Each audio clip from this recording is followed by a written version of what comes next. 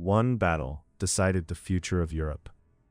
And if Napoleon had won at Waterloo, the entire 19th century, and maybe even the 20th, could have looked completely different. Waterloo was supposed to be the end, the final defeat, the moment when Napoleon's dream collapsed for good. But what if it didn't? What if the French army had held the field? What if Wellington had been pushed back? What if Napoleon had survived one of the most famous battles in history and kept his empire alive for just a little longer? That one change could have sent Europe down a very different path, because Napoleon was not just a general. He was one of the most dangerous and influential men Europe had ever seen. He had already reshaped the map once. He had already broken old kingdoms, terrified monarchs, and made almost all of Europe react to him. And even after years of war, the entire continent still feared what he might do if he came back. So let's imagine that he does come back and wins. If Napoleon wins at Waterloo, the first thing that changes is the mood across Europe. In our timeline, his defeat at Waterloo destroys the last hope of restoring his empire. But in this alternate timeline, a French victory would shock the continent. It would prove that Napoleon was still alive politically, militarily, and maybe even symbolically invincible. France would feel renewed, his enemies would panic, and every royal court in Europe would immediately understand that the story was not over. That matters because empires do not just run on armies, they run on belief. And Napoleon had a unique ability to make people believe that history was still moving in his direction. Now imagine the battlefield itself. Instead of retreat, the French line holds. Instead of collapse, the Imperial Guard advances. Instead of a final disaster, Wellington's coalition begins to break. And suddenly the war is no longer about Napoleon surviving. It becomes about whether Europe can stop him a second time. That is the first big what if. Because if Napoleon wins at Waterloo, the Allies are forced to make a brutal decision. Do they keep fighting? Or do they accept that defeating him is going to cost far more than they expected? And that is where things get really interesting. A French victory would not automatically mean Napoleon conquers all of Europe again. He was exhausted. His army was not the same machine it once was. His enemies were still powerful.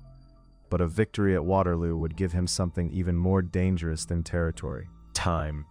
It would give him time to negotiate, rebuild, and possibly split his enemies apart. Britain might continue the war at sea, but the coalition could lose confidence. Prussia might push for revenge, while others might start wondering whether peace with Napoleon is better than another endless campaign. And this is where the emotional swings really begin, because the first reaction is excitement in France and fear everywhere else. Then comes uncertainty. Then comes hope for Napoleon. Then comes panic again for his enemies. That emotional swing is what made Napoleon so powerful in real history too. He was never just a military figure. He was a force that made everyone around him overreact. If he wins at Waterloo, France might not return to the exact glory of the early empire, but it could become a major negotiating power again. The Bourbon Restoration would likely be impossible, or at least delayed. And Napoleon could try to stabilize his rule by presenting himself not just as an emperor, but as the only man capable of keeping France strong. That would be his next move. He would need to sell the idea that France does not need to return to the old monarchy and that Europe cannot simply rewind the clock. That would be the pitch: order, strength, and survival. But Europe would not accept that easily. Britain would still see Napoleon as a threat. Austria would still remember what he had done. Russia would still fear his ambition. And even if the coalition fractures, the idea of Napoleon coming back from defeat would terrify the old powers, because once a man like that wins again, the question changes from can he be stopped to what does the world look like if he never is. That is the core of this alternate history. If Napoleon wins at Waterloo, Europe may not immediately fall back into full-scale war. Instead, it could enter a strange, unstable peace. A peace where everybody is waiting for the next move. A peace where borders are tense, armies remain mobilized, and diplomacy becomes a game of fear. And that could reshape the rest of the century. Without Napoleon's final defeat, the balance of power in Europe remains unsettled. The Congress of Vienna loses its final victory. The old monarchies are not as secure as they seemed, and the idea that one brilliant military leader can challenge the entire continent remains alive. That matters because Napoleon was more than just a French problem. He was an inspiration and a warning.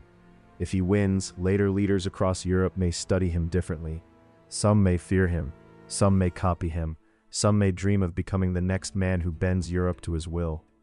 That means his victory at Waterloo could echo far beyond France. Now let's go a step further. What if Napoleon survives, keeps power, and manages to hold France together long enough to launch one more political comeback? Then Europe enters a very dangerous phase. The map could shift again. France could remain the dominant continental power. Italy and Germany might evolve differently. Nationalism can still rise, but under a Europe that never fully escaped the shadow of Napoleon. Now let's go a step further. What if Napoleon survives, keeps power, and manages to hold France together long enough to launch one more political comeback?